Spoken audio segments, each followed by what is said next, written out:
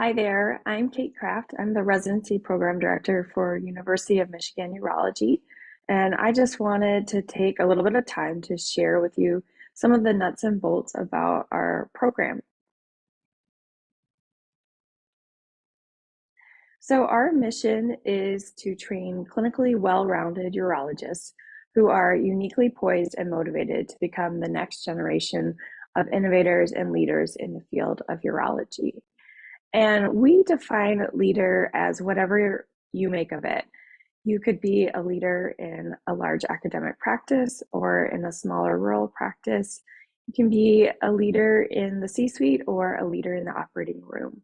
We just want to ensure that we train those who will help to shape and change our field of urology for the better in service to our patients.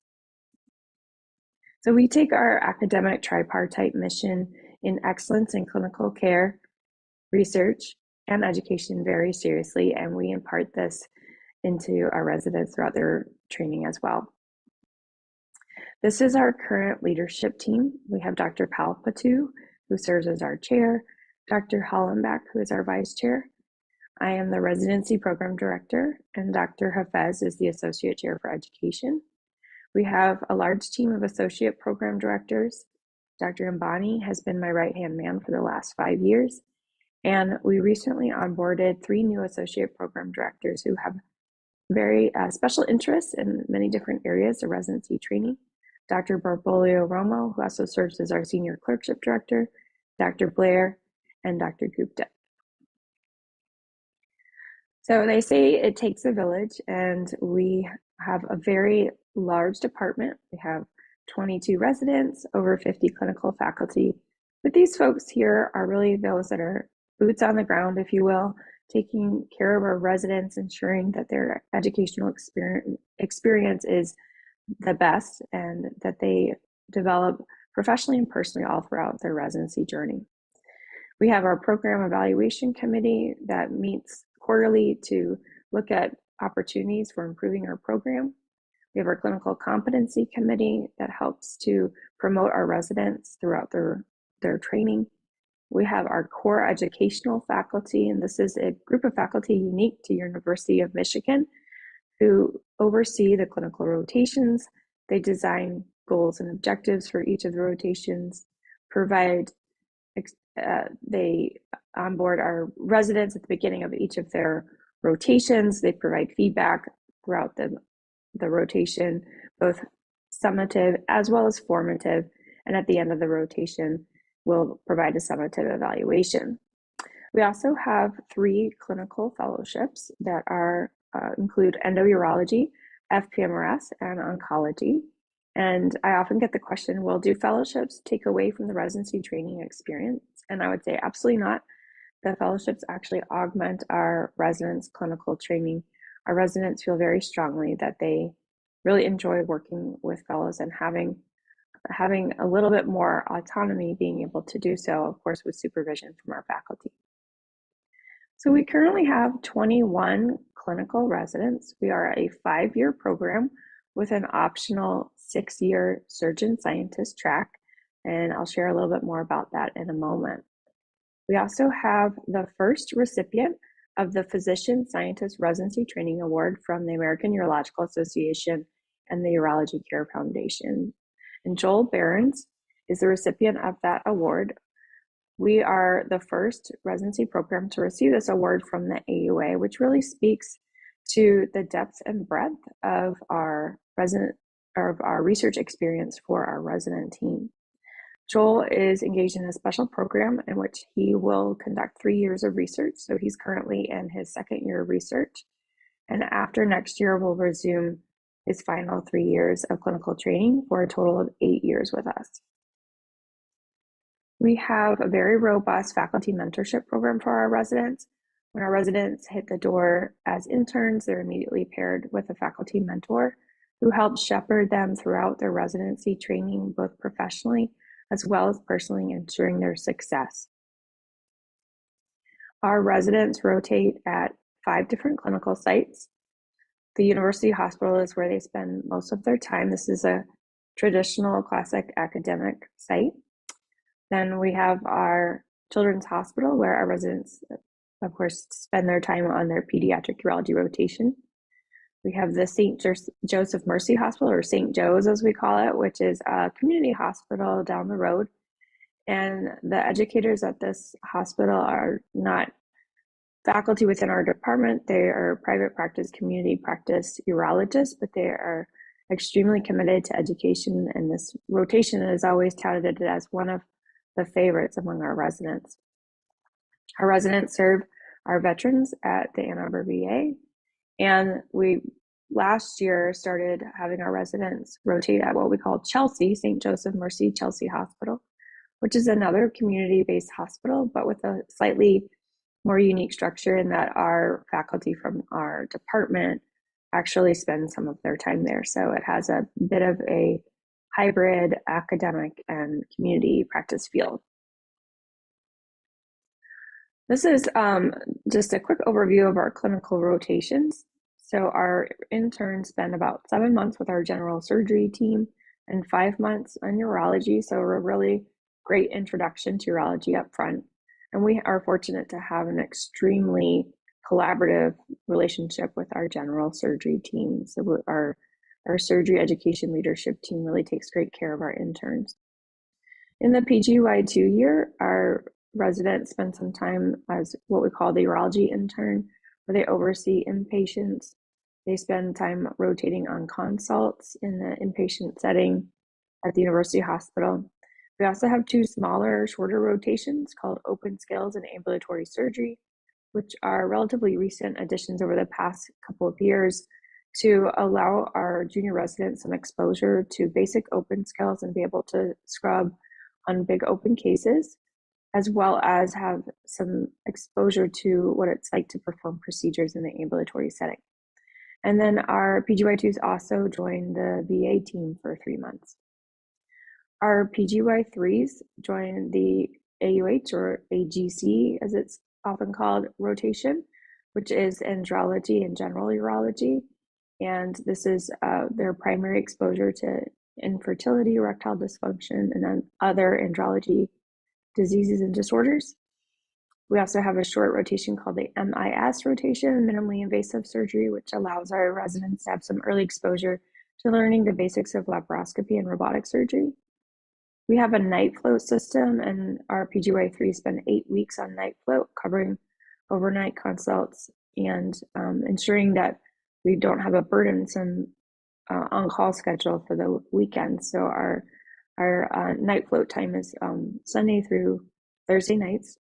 Our PGY3s also come to the Children's Hospital to have their first pediatric rotation, and they return to the VA to join the team there.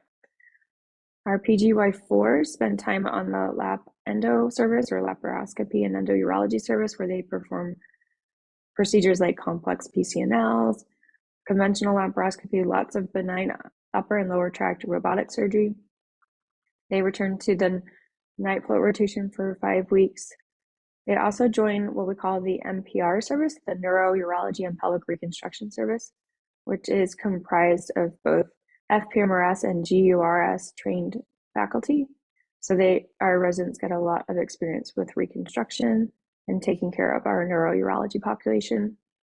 We also have 1 month of float, and our PGY4s are allowed to choose where they want to spend that time, whether it's on a different urology service or on another service. For example, many of our residents have chosen to spend time with plastic surgery, interventional radiology, transplant surgery. So we are happy to engage colleagues in the different specialties to allow for that. And it's often a really, really well-received experience. And then our PGY4s return to finish their PEDS experience, and they rotate for 3 months at St. Joe's, again, the community hospital I mentioned earlier. Finally, in the chief year, our chiefs return to the NPR service. They spend they spend several months on oncology at the University Hospital. They lead the team at the VA, and they also spend some time at Chelsea, again, another community-based experience. So I mentioned the 6-year surgeon scientist track. We match into this track every other year, and we are planning to match into this track this coming MAP cycle for Match 2023.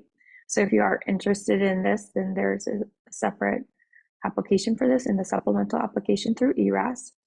And the structure of this is essentially after the PGY3 year, the person who has matched into this track will enter into one protected year of research and then return for the final 2 years of training. And there are many different surgical training experiences that they can choose from, including basic science, translational science, health services research, and surgical education. And Brandy Branch is our first recipient or first matched resident of this track. And so she is currently a PGY2 and will be deciding over the course of this year how she'll be spending her research time after next year. So a bit about our curriculum. We, of course, have traditional grand rounds every week. Our faculty deliver lectures. Our residents deliver conferences to each other. We also have point counterpoints, which are debates that our residents engage in with faculty mentorship. We have mock oral boards, 2 versions of this. One is kind of a round robin of oral board type questions that are delivered by faculty in a conference room setting based on a particular topic.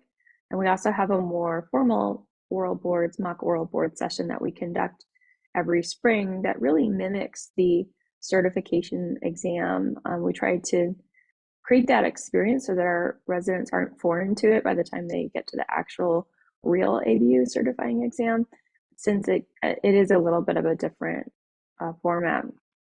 We also have several different surgical skills curricula that I'll go into and training labs that accompany that. Before I launch into the training lab discussion, I just wanted to also share that each of those curricular experiences I mentioned are based on a modular-based curriculum. So what that means is that we have our residents immersed in a particular topic for 1 to 2 months. So for example, all of the resident lectures, faculty lectures, point, counterpoint, debates, etc., will be centered around BPH for 1 to 2 months, or prostate cancer, or undescended testis, or other pediatric topics. And so allowing our residents to kind of really immerse in a particular topic for a short period of time allows them to get very familiar with the material. So going back to our curricular labs, this is a relatively recent photo from one of our prosthetic cadaver labs led by Dr. Malib, who's one of our GURS trained faculty. So we conduct a cadaver lab every year so that our residents get some hands-on experience. And this is tailored more toward our mid-level and more senior level residents, and then our junior residents use the opportunity to be in the lab to help to practice their open surgical skills as well. So everyone gets an opportunity to learn. We also have an endo-urology lab where we introduce our residents to the cysto suite and the endo equipment, since they spend a lot of time in the cysto suite when they're junior residents. We have an extremely robust robotic curriculum that's led by Uni Blair, and she has partnered with other institutions to help create a really robust collaborative experience. We are really thankful to her for having built what I would consider probably one of the most robust robotic surgical curricula for our residents. We also make day-to-day work really fun. So Dr. Juan is one of my partners in pediatric urology. And for the last 13 years or so, he has created what we call the consult competition, or Tour de Consult, because it's kind of modeled after the Tour de France. And essentially, this is a really fun competition in which our residents are broken up into teams, and they get points for every consult that they see. So it makes work fun, makes seeing every consult worthwhile. And Dr. Juan rewards our residents at the end of every academic year with pretty sweet prizes. So it's well worth the work and investment. So you can see that ever since we started the Tour de Consult, that the number of consults has gone up. Is this because the number of urology patients has gone up, or the motivation has gone up? I don't know. You be the judge. But again, it's a really fun way to make the day-to-day work really enjoyable. We have a very well-organized quality improvement curriculum as well. That's led by Dr. Saj Musa, Krauser, and Gupta. And the way that this is structured is they provide kind of the basics, the nuts and bolts, if you will, of the plan, do, study, act, QI cycle for our residents. And then our resident team, as they rotate through the VA, will start one aspect of that cycle. So for example, the first team to rotate for the first quarter will design the project, identify a problem, design the project. And then the second team will come in and implement the project. The next team will study it, and then the last team will rethink it. So that it allows for some teamwork kind of longitudinally, and it allows our entire resident team to think about the QI process.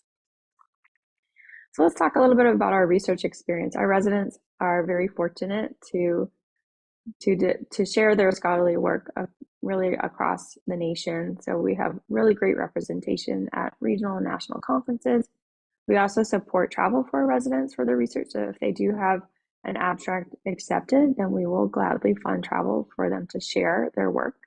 We also offer the opportunity for our residents to have 3, as we call them, freebie conferences. So if there's a particular area in which our residents want to learn more, then we will fund them to be able to attend that conference at least, or to a maximum, of 3 times throughout their residency. So in terms of what we offer for research, we do have protected time. I mentioned the 6-year track, and then of course, Joel Barron's experience with the AUA Physician Scientist Residency Training Award. But for our 5-year residents, we also implemented a program in which we offer them a half day of protected time per week that's built in ad hoc depending on how the current rotation that they're on is structured. So for example, if a resident is on a pediatric urology service, then they can spend a Tuesday morning conducting research and being excused from clinical duties. And it's understood by the entire pediatrics team that the resident will not be there for that time because they're on their research time. And this allows our resident team to engage in research in a longitudinal way, but also to learn how to balance with clinical and research duties, which in reality, if you engage in research in your career, will be how your career is structured. We have very robust research didactics that are led by Aruna Sarma, who's our chief of our Dow Division of Health Services Research, and Stephanie Daynault-Newton, who's our chief biostatistician for our department. And with that said, we do have 2 full-time biostatisticians who help support our residents in their work. So our residents don't have to scramble to find statistical support, but it's always there. And they conduct office hours to help review their projects with them. And those office hours are conducted on a regular basis. Essentially, the way our residents sign up for them ahead of time, and then they bring their questions over the course of 10 to 15 minutes with a one-to-one, and essentially try to move their work forward in a very quick and efficient manner.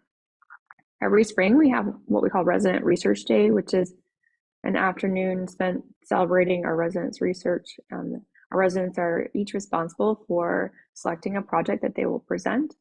And there's a panel of judges that will select the 5 clinical prize finalists. And then there's the opportunity for our residents to earn clinical prizes, which is pretty nice incentive for conducting great research. It's also a great way to build community and to share what everyone is working on.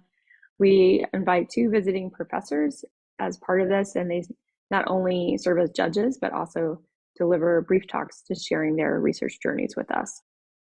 And I mentioned that we do fund conference travel to support our residents sharing their work. This is our research team as far as faculty goes. So Dr. Clemens is our associate chair for research and really helps to oversee the research experience for our residents.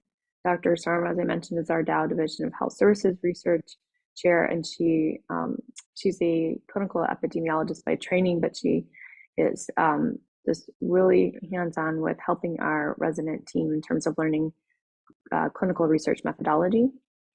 And then I mentioned Stephanie Daynault-Newton, who is our chief biostatistician and not only helps teach our residents, but also helps support provide statistical support for their work. So there are a lot of different research opportunities for our resident team. You heard me mention we have basic science, translational science, lots of health services research. We also have recently engaged in a lot of surgical education research. And one opportunity that's always favored by our residents is working with the Michigan Urological Surgery Improvement Collaborative. So for those that aren't familiar with music, this is essentially a quality improvement collaborative that was started by the University of Michigan, but has spread across all practices, or I should say nearly all practices across the state of Michigan in terms of improving the urologic care that we deliver our patients in the state of Michigan. And as such, there are very rich data sets that allow our resident team to ask and try to answer questions about how they can improve urologic care. So this is a great opportunity to engage in some health services and quality improvement research. Other unique features of our program, we have a very well thought out wellness program that's centered around 5 different domains: physical health, social connection, mental health, humanitarianism, and work-life integration. And our goal is to conduct at least one event each year that's centered around one of these domains. So for example, for physical health, at the end of the year, we always have a fitness event to celebrate the end of the year. Our residents also have a fitness session scheduled at the end of the summer with Dr. Palapatu. We offer Headspace, which is a mindfulness app. And actually, on the institutional level, our GME office has recently partnered with the American Medical Association to offer a really rich toolkit of wellness opportunities as well. And that includes Headspace as well as gym memberships and other things. So there is a lot of focus on wellness at the institutional level and not just within the department. For humanitarianism, for work-life balance, in the past we've had cooking classes at local at the local Sur La Table, and this just allows us not only to learn how to make healthy meals efficiently, but also to bring us together. And then for humanitarianism, every year we have an event at a local food bank where we package food for those in need. And again, it's a great way to get together. We also have other unique opportunities that we're building, including our recent inaugural Chang Art and Medicine experience, which is an opportunity for our residents to learn about both medicine and the arts by engaging experts in the arts here at the University of Michigan. So for example, we recently had our first experience in which we learned about workplace ergonomics for surgeons, and then we invited an expert in dance to lead a body alignment workshop. So that was a great opportunity for combining interests in medicine and art while also focusing on well-being. We also are very focused on DEI efforts. We recognize that the current workforce in urology does not reflect the patients that we serve, and we can do better to improve diversity in our field. Our diversity chair, our associate chair for diversity is Mady Go, and she is really dynamic and leading many different ventures in this space, not the least of which is helping to support Uroversity, which is a program that was designed by our very own Christian Black, one of our PGY3 residents.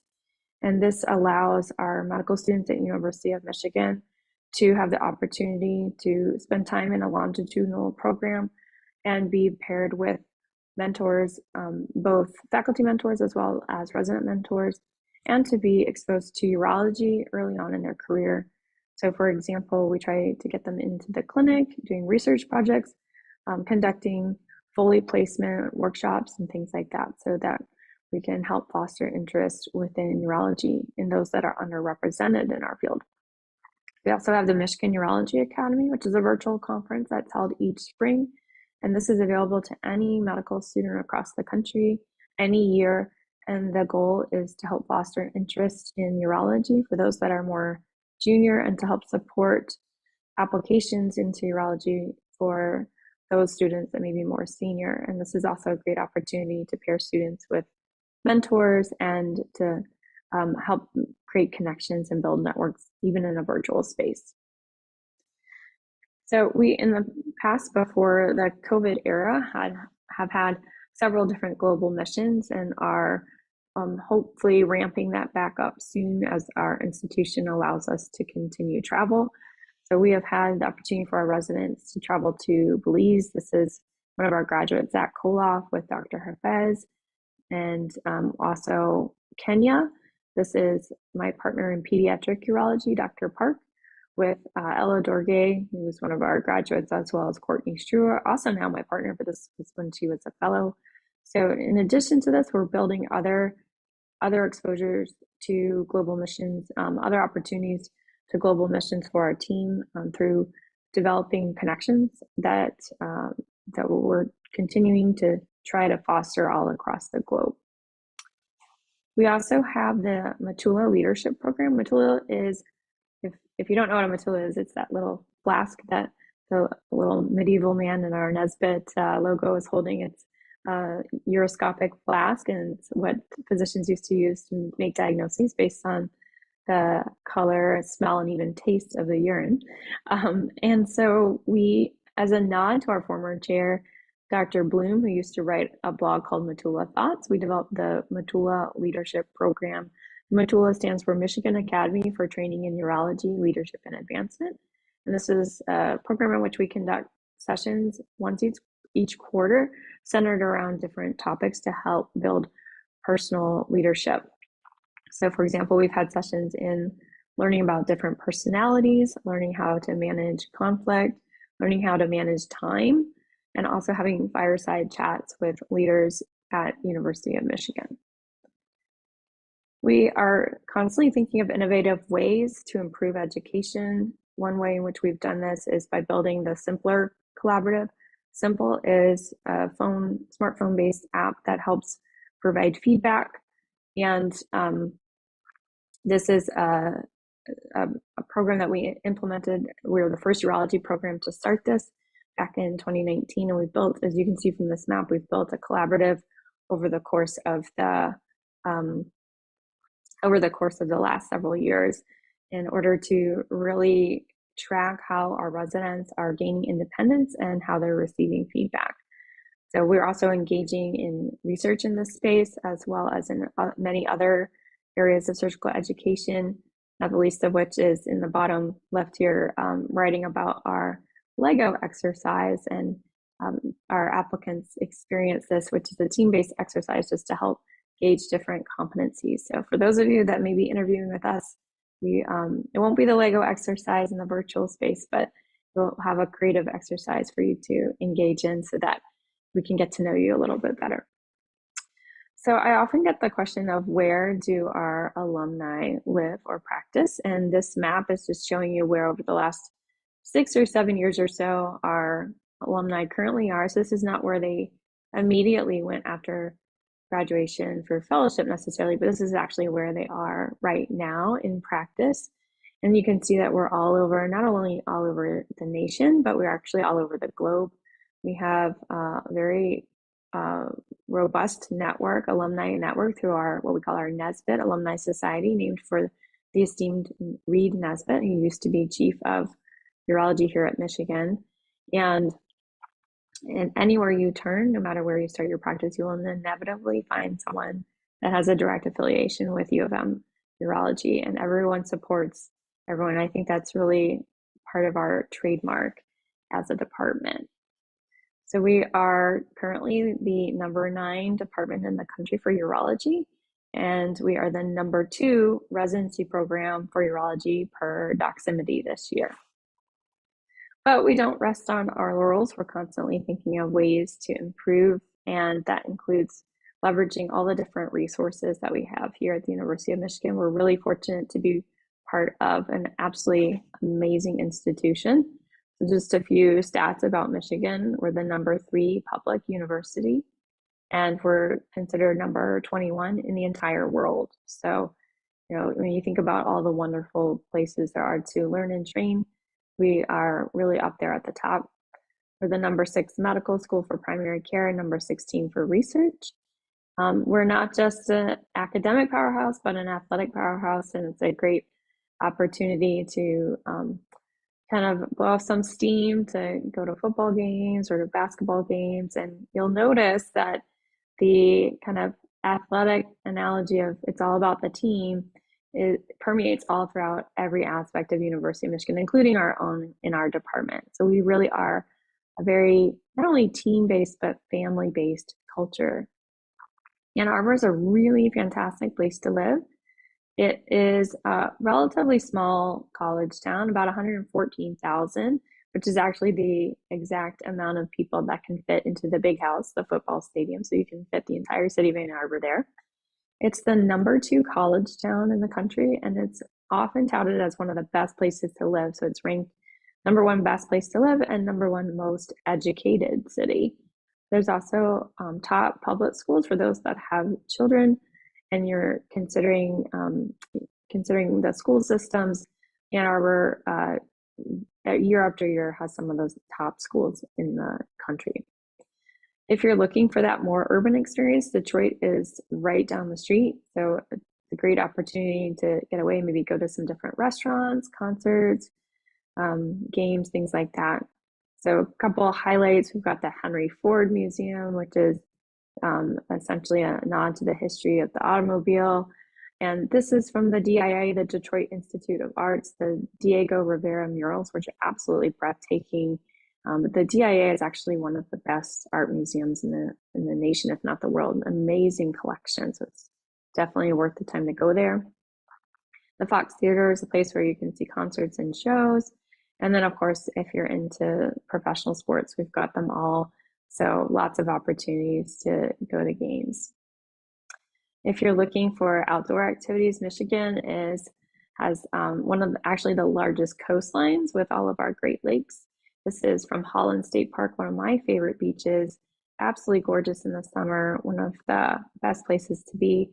And I always joke and say the Great Lakes are much better than the ocean because there's no salt and no sharks. We also have a lot of national parks. This is Pictured Rocks up north, absolutely gorgeous. Michigan is a beautiful state. There's a lot of exploring to do, a lot of national parks, a lot of areas that are protected and understandably so because they're just gorgeous. If you're into outdoor sports, whether it's running, biking, hiking, skiing, snowshoeing, fly fishing, you can find it. There's so many outdoor opportunities and right at your fingertips here in the state of Michigan. This is one of my favorite places to go. This is the Grand Hotel on Mackinac Island, which is unique in that no automobiles are allowed, only bikes and horse-drawn carriages. And this is a very historic hotel that my family and I like to travel to. So I've taken the opportunity just to give you a little bit of kind of the nuts and bolts, the organization of our program and what we stand for, all of the unique opportunities that you'll find here as a trainee. But what I'm really hoping to convey in the end here is that we are truly a family here at University of Michigan. We work really hard to take care of our patients, but we also support each other, celebrate each other's successes, pick each other up when we're down.